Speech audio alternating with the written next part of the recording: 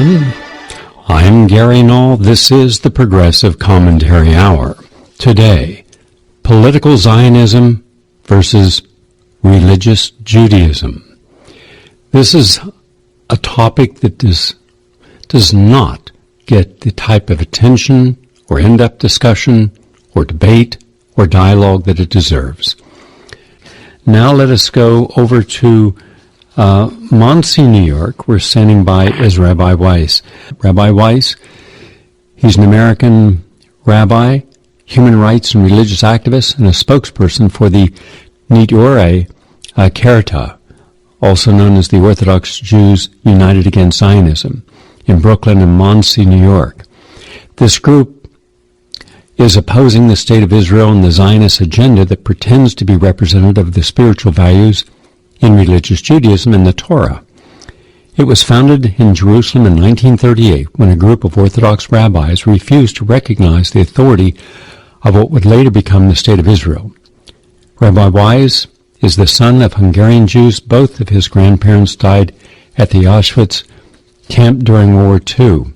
He is also a sharp critic of the Jewish and Israeli efforts to use the Holocaust as a weapon to increase sympathy for political and economic advantage.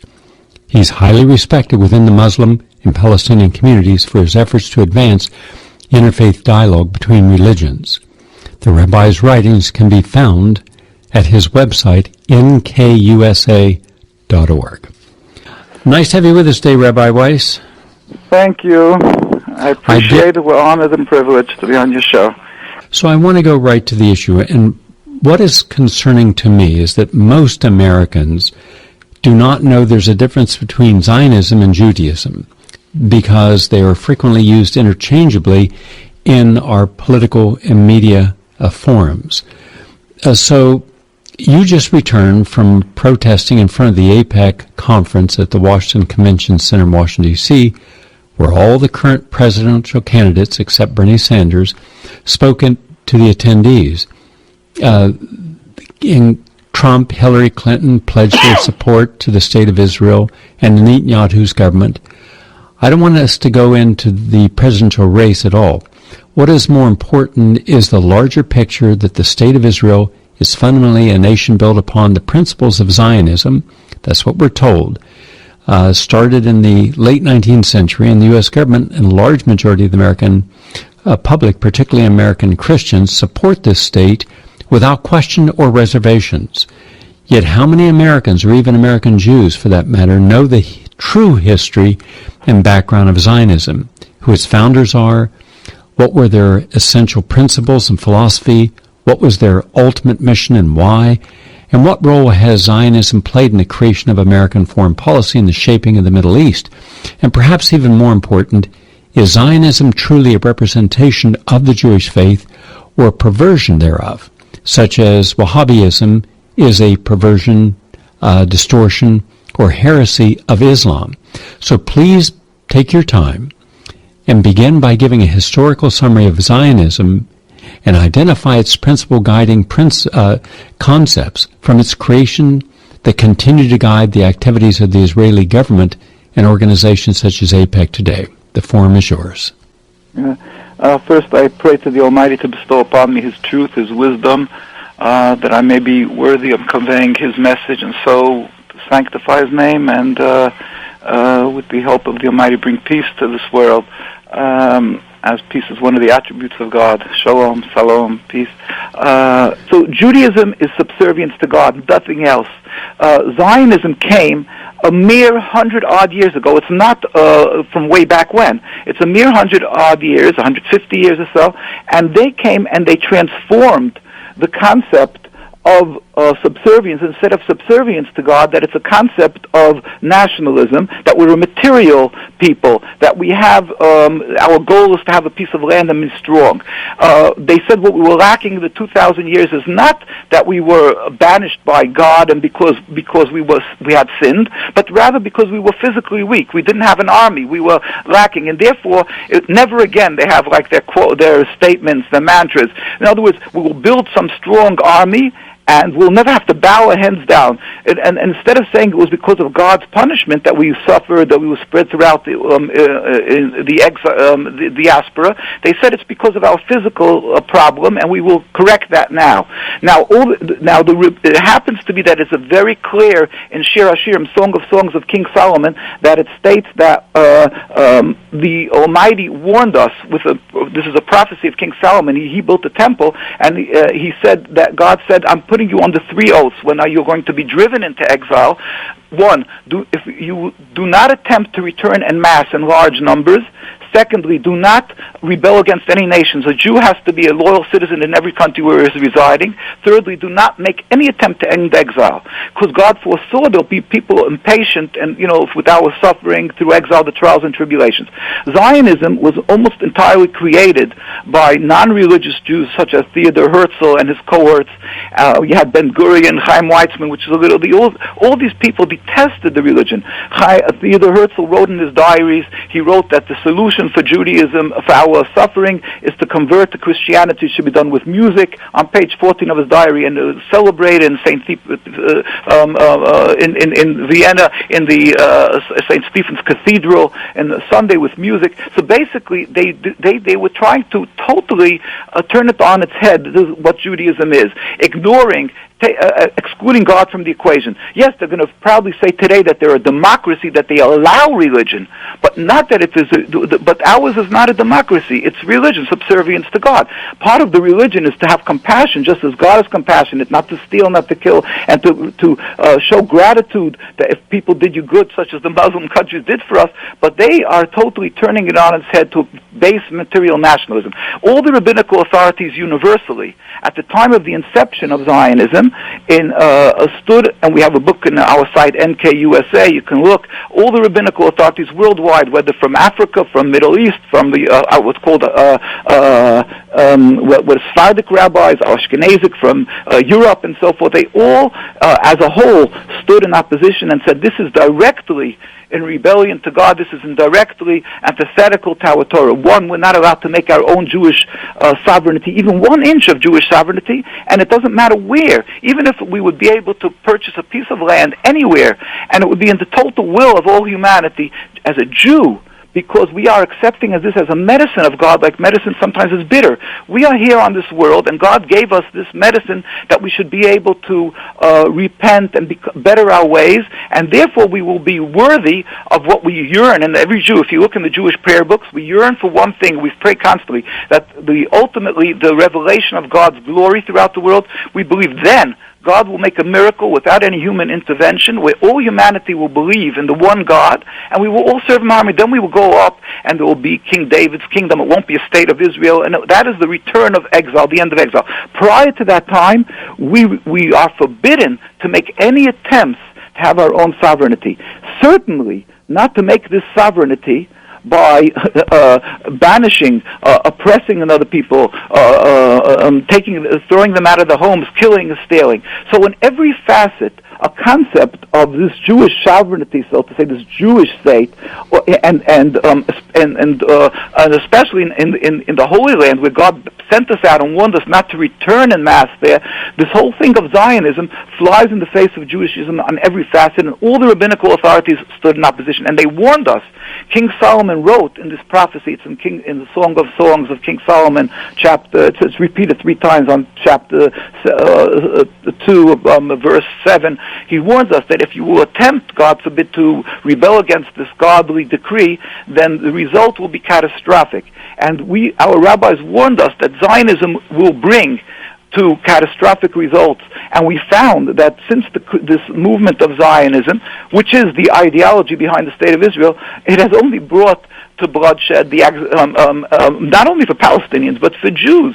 There's not 10 years that go by, even with their dreams and their so-called, the miracles that they claim they have, and in the Six-Day War miracles and all these things. And yet, there's every big splash that they're going to have, now it's going to be peaceful. You find death and suffering, and right at the end of the tunnel, and just more hate and a growing exacerbation of anti-Semitism throughout the world, because people think that if you're Jewish, and the more Jewish you are, the more you support this ideology in the state of Israel. They've hijacked the name Israel, which is Jacob. They've hijacked the symbols of Judaism, the Star of David, etc., and it's clearly hypocritical because you can even see for yourself, anybody could see this, that the fathers, the leaders of the Zionist movement almost entirely are non-religious, and they ridicule religion. I have full of writings to show you this, and we have a book that's called the Traditional Torah Opposition to Zionism, Historical Documents. Traditional Torah Opposition to Zionism. Anybody could get it on our site. It's just a compilation of documents. We have even the documents, the statements of the Zionist leaders. I mean, some of it is just hair-raising, and it's just not to be believed what they themselves said. So it's clearly antithetical to our Torah. Until today, invariably, in the very religious communities, you're in New York, you go to Williamsburg, right across from Manhattan. I'm sure you know the area. The Williamsburg Bridge crosses right over. On the right side, immediately after you cross the bridge into Brooklyn, Williamsburg, you'll find miles of the largest concentration of religious Jews, truly religious, and you won't find a single Israeli flag flying. Why? It's not because they're lacking in their Judaism. It's because they are very religious. They refuse to accept this rebellion against God, the existence of the state, and we cry. We're frustrated and humiliated what is being done in our name to who? To the Palestinian people. Rabbi Weiss, yes. I'm sure you have spent most of your life studying in depth the Torah, the Talmud, the Targums, the Midrashes, and the other Jewish texts, including the mystical texts. And you have given us a very good understanding of the difference between true Judaism and the messages of how it parts from the Zionist nationalistic doctrine of Israel. They saying that it's the promised land of the Jews and Jews alone, and it was made by God. You're saying that that is not true. We've also witnessed horrible atrocities and violence committed by Jews against Palestinians, by Palestinians against Jews, both Muslims and Christians over the decades, and since the first Zionists entered Palestine to start usurping the land. But neither do I condone, nor any reasonable person, that the Palestinian Hamas violence against Jews in Israeli settlements is justified. Yet we tend to believe that terrorism originated among Arab and Muslim groups. I would like your perspective on that, because Menachem Begin, when he was prime minister, bragged that it was the Zionists who brought terrorism to both the Middle East and the world, and that's in writing.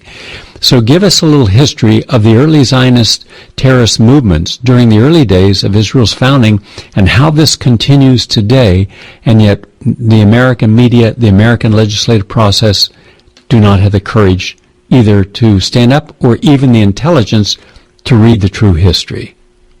Yeah, it's true, and like you prefaced what you're saying with saying that you don't condone violence, and unfortunately, because it's always whoever did this speaks up against the occupation right away is accused of not having feelings for suffering, of any people, and of course, it's always necessary to state that, although it's so obvious. But the fact is, like you say, I'll have to say that also. It's very clear and that we are not in any manner condoning violence, but it's simple. First of all, that this is a reaction. When if somebody would take Rhode Island away from the U.S. or even one block of a town of the U.S. and say because we need the area and you have the United States is so great, and China or somebody would decide they needed a block, an area, nobody would rest still. Again, are we condoning the response? We would go whatever the response is. That has nothing to do with the issue. The issue is that what has brought this about, what has incited this response.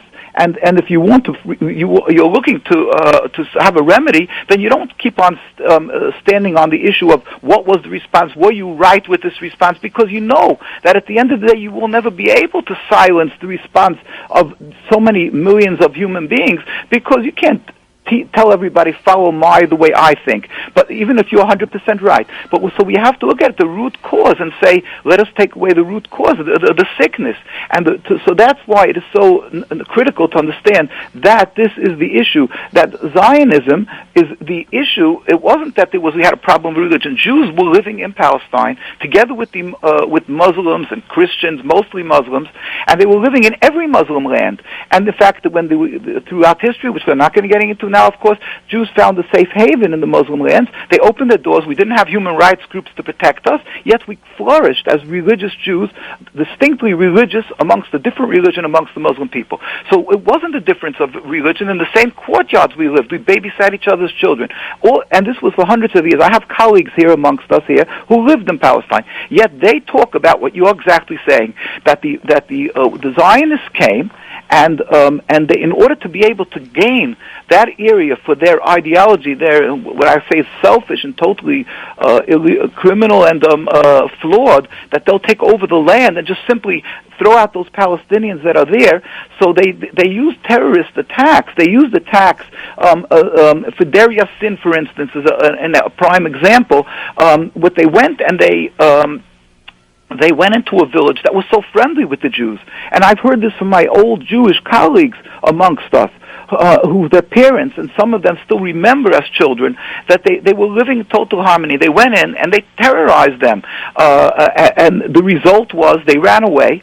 And then they weren't allowed back. I mean, there was some of them were totally, wiped off the map. Many villages. But the Zionists, their issue of the way they acted, they blew up the King David Hotel where the British were there. They went and they not only that, but what they did to their fellow Jews.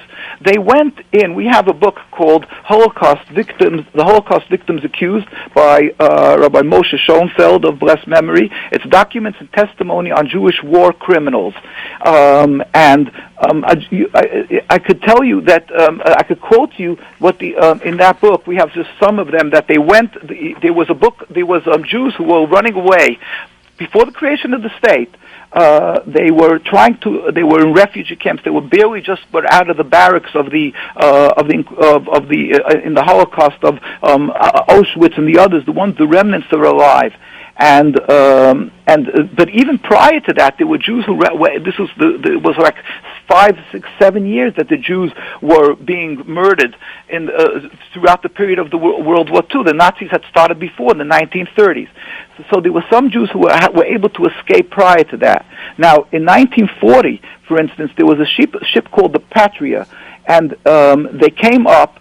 It was called, with steamships called the Pacific and Milos, M-I-L-O-S, and they came up to the Palestinian coast. They had 1,771 refugees on that ship. And there was a fight between the Airgun and the Hagana, who was going to be in control. What happened was, the British had a whole big problem because there was already, since the 1920s, there was this ongoing fight between the Zionists who started coming up to Palestine at the beginning of the 20th century. So it was a very tense atmosphere, and the British didn't know what to do here. So the Hagana was, at that time fighting with the British and the Irgun and the Lehi, and so now this ship came up with these refugees. So the Hagana went and they blew up this ship. And this is this. You can see all the documents of this. 10 years later, afterwards, the Hagana general. I'm quoting it on page 62 of this book. 10 years after they blew up the ship, the Hagana general staff admitted. They said David Flinkler wrote in November 27, 1915, the New York Morning Freiheit. He wrote, I'm quoting, "The English must be given to understand. The Patria must be blown up." And they went and they blew this up. It was some people said that they did that it should look as if the British is not in control. Some people said because they were having this inner fight about who is in control of the people coming in between the Irgun and the Hagana. They went up and they killed their own Jewish who had just barely survived from the Nazi, from Hitler, and they went and they blew them up. So they did many acts of terrorism, and that's what they continue to do. Through our Jewish witnesses, what they did to the Palestinian people, and therefore, and they did this proudly, and they said that they were, this was their responsibility because it's their land. They're going to take over the land. So then afterwards, when they're claiming what the Palestinian people did, that it's something that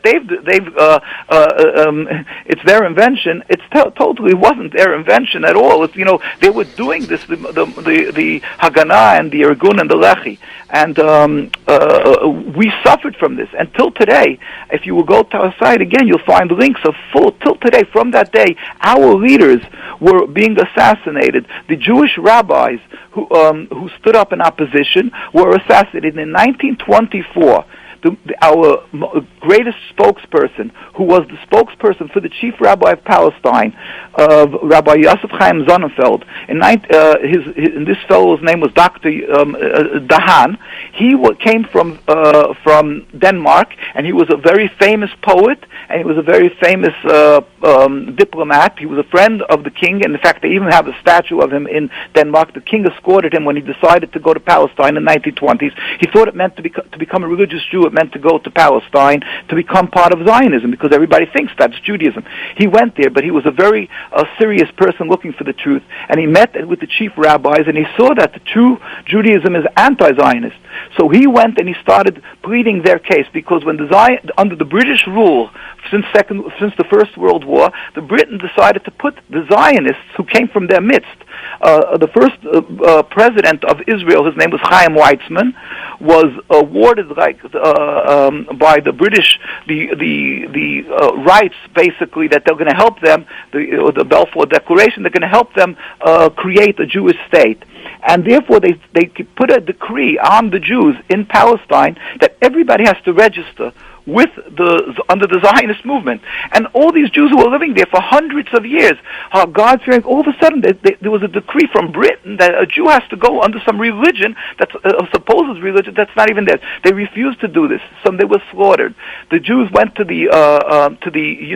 went and pleaded with the British mandate, and they were through this Dr. Haan, they were finally they were freed on a certain technical way that they don't have to register under the Zionists. But what happened was, this Dr. Haan in 1924 he was warned by the Zionists, if he's not going to cease and desist, then they're going to assassinate him. And in their own writings, and it's well known, in front of Shaarei Tzedek Hospital in 1924, they took this fellow, they shot him in the streets right in front of Shaarei Tzedek in the middle of Jerusalem, and to silence because he was a tremendous threat to them. He was supposed to be leaving a few days later to go speak in front of British Parliament to plead the case of the Jewish community. In 1947, a year before the ratification of the state, that Rabbi Sonnenfeld, who we mentioned earlier, had passed on, and the next rabbi was Rabbi Schinsky. And in 1947, he went with a delegation of rabbis to the leadership of the United Nations, the delegation that was there in the Holy Land, and they in July 16th, 1947. I'm just going to quote one sentence of his. They went and they said, "We furthermore wish to express our definite opposition to a Jewish state in any part of Palestine." And this declaration they handed over, and a lot of their meeting with and we have pictures of it, and it's in the United Nations documents, that they pleaded with the United Nations. They don't want a Jewish state, any type of Jewish state in any part of Palestine. They were ignored. And 4 months later, November 18th, 1947, again, Rabbi Schinsky, as chief rabbi, wrote a letter to the Secretary General of the United Nations in Lake Success. And again, I'm just going to quote 2 sentences. He wrote, "The Jewish Orthodox community of Jerusalem, comprising 60,000 souls, object to the plea of including Jerusalem in the Jewish state or its residents becoming automatically citizens of the Jewish state. Our community demands that Jerusalem be an international zone under your protection, with full autonomy, its residents being free citizens of the international zone of Jerusalem. We beg of you not to take any action before receiving a memorandum, but signed by the Chief Rabbi JD Schinsky." Now, Rabbi JD, what he's doing was, he said, "I see that you're ignoring." They saw they were being ignored. They're going to make a state of Israel. So he said, "At least leave Jerusalem, that it should be an international zone." And he didn't say this because he was afraid of the fear of that he saw in the future. Maybe he did see of the repercussions and the bloodshed and the terrible results from Palestinians and Jews simply because we don't want a Jewish state. It's against our religion. And also part of the religion is not to kill and not to steal. So this concept of this Jewish state is a farce. The Jewish community that was living there for hundreds of years, they were the citizens, of the indigenous Jewish population of Palestine. They were the ones who were pleading that they don't want a Jewish state. And I have to just about you saying about terrorism. In 1920s, right after the First World War, there was a German general, and he wrote a book. The book is called The Turks and Germans in Sinai. In German, it's called Mit den Türken zum Suez Canal, with the Turks to the Suez Canal, by Friedrich Kress von Krestenstein. And there's a book review on this in the Haaretz, and it's in the Haaretz archives, and you can find that. And he wrote in the middle of the book review, which is in English, which is written by in Haaretz. They're writing just one paragraph, and he writes like this: It is interesting to see how Palestine of 90 years ago appeared to Kress. That's this German general. Now again, this Kress was a German general, had no interest or reason to say anything that's not true about our Jewish community. And this is what he wrote. I'm quoting, "A phenomenon that was extremely odd was how the war, the First World War, caused an unprecedented upsurge in the battle between the Zionists and non-Zionists. That is, a battle that turned ugly and did little to promote Jewish interests in general. At the same time, the non-Zionists, that is, the Jews without political goals, mainly belonging to the Orthodox stream, were the overwhelming majority in Palestine. The Zionists living in Palestine scarcely made up 5% of the population, but they were very active and fanatical and terrorized the non-Zionists. During the war," that's the First World War, "the latter, that's the non-Zionists, tried to free themselves from this terror with the help of the Turks. They feared justifiably that the activities of the Zionists would ruin the good relations that existed between the long-time Jewish inhabitants of Palestine and the Arabs," and so forth. So I'm just showing you that the terrorism started way back. They were the ones who introduced it. These and ironically, against who did they introduce it? Not only the Arabs, but against the Jews. My colleagues, they quote and they keep on saying how they grabbed the Jewish youth from the streets to force them to fight for them. When the Jews, the refugees, were coming off the boats by World War II, and they were deathly sick, they were skin and bones, they put guns in their hands and said, you have to go fight now because these are the continuation of the Nazis, the ones that are, and they didn't even know how to use these guns, and they died, because they were put up front there by these Zionists, and they forced our Jewish youth to go. Until today, as you know, maybe they're forcing Jews who will get ready to give their lives. They're trying to force them into their army, and you may have seen there's tens of thousands of Jews demonstrating in the streets of Jerusalem that they're going to rather die than go into their military, and yet they brutally beat them constantly, and this they've been doing for over 50 years, and now it's almost like 100 years, but since the state is over 60 years, they constantly brutally beat, but they beat us in another manner. They use rubber truncheons with lead filled with lead that you don't see outside what they're doing, that the bones get broken inside. They arrest, they terrorize,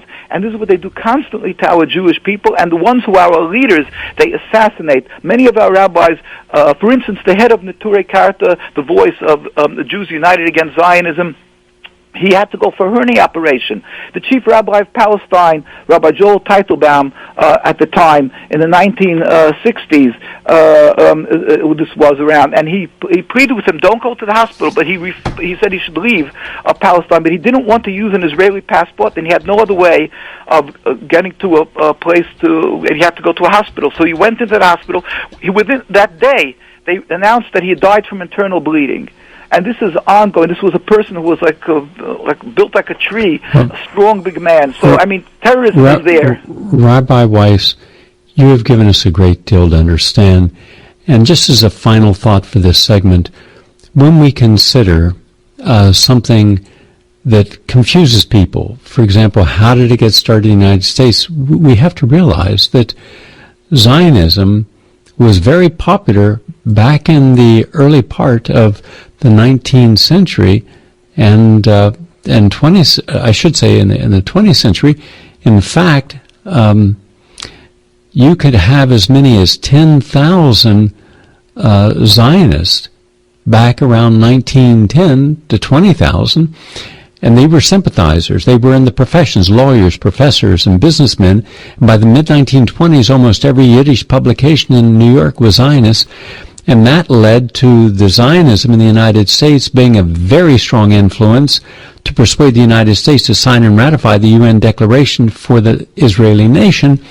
And yet we only know one side of the picture. You have shown us a glimpse at the other side, and your website has all the publications, writings, and documentation to let people know that there's two sides to this. The website, let me give you the initials, nkusa.org.